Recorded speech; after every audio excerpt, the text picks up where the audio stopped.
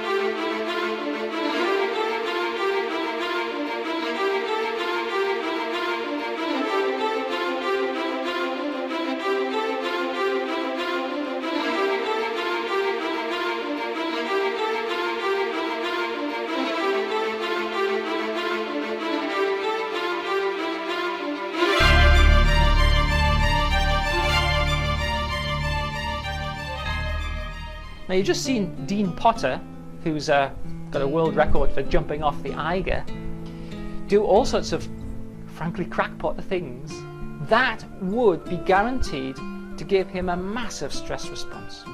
We'll be talking about characteristics of stress, but you know, his attention will be narrowed, he'll have stress hormones going, his digestive system will be shut down somewhat. He has all of the characteristics, the physiological characteristics of someone who's being very, very stressed out. But I don't think he's stressed at all. I think he's having the time of his life. Sure, he's a bit frightened and he's a bit kind of, you know, on edge, but he's having a great time. He's doing what he wants, and he's probably making quite a bit of money, and he's getting famous on the back of it. Why isn't it stressful for him? I mean, I would find it stressful to jump off the north face of the Eiger and paraglide for 5 minutes. Of course, I don't know how to do it. It's not stressful for him for the following reasons. And if we flip these on their heads, it's why things are stressful for you. Firstly, he's not engaging in negative or faulty thinking. By that I mean that he's not catastrophizing. He's not assuming a bad outcome. He's not thinking that he can't do it, that the string's going to break, the suit's going to collapse. You know, he's not focusing on what could go wrong. Now, I guess that he's putting a lot of effort into making sure that nothing would go wrong, which is good, but he's not focusing on it. He's actually assuming he's going to get a good outcome. He's actually geeing himself up for a good outcome, and he expects a good outcome. So he's not doing faulty thinking. He is doing what we might call accurate thinking and adequate preparation to achieve the task he wants to achieve. The second thing he's not doing is he's not underestimating his capacity. He actually feels adequate to the task that he's performing. He's probably practiced in the ways that he practiced these things, and he's probably done, you know, other kinds of things, but he doesn't feel overwhelmed by the circumstances. Now, in that last little clip there, he's jumping off the north face of the Eiger and he's paragliding for a world record. You know, I mean, quite a curious thing to do, if you like, but it all feels within his capacity and within his capability. And I guess, if you think about it, if you can paraglide at all, it doesn't matter how far it is really, it's just more of the same. So, he is operating within his strengths and resources. He doesn't feel overwhelmed. The third one is that he feels that he has control or adequate control of whatever it is he's doing. And now, for most of us, we don't do the sort of stuff he does, and yet he feels in control. But actually, I'd look at that and I'd say, gosh, you know, you'd think his control is relatively minimal, given that, you know, he's jumping off a cliff and all the rest of it. But he feels that he has adequate control to enable to make this thing turn out how he wants it to turn out.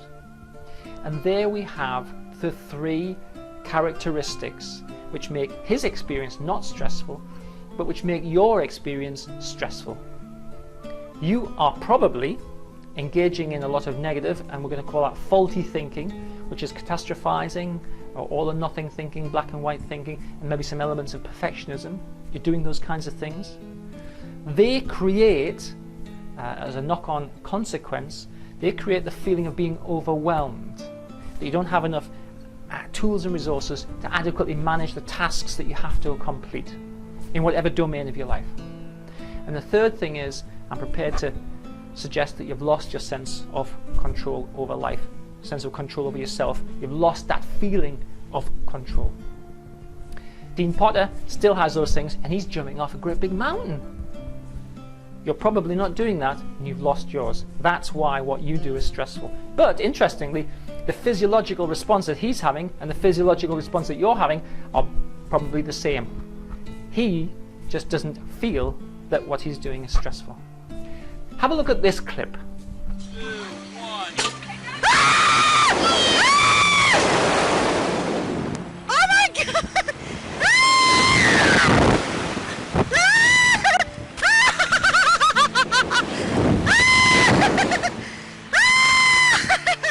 Elfram, you are awesome! This is not scary. Oh my gosh! That's scary. Oh my. They have a mother and son whipping into the air on a kind of a bungee platform, if you like, and I particularly like the young boy saying, "This is not frightening, this is not frightening."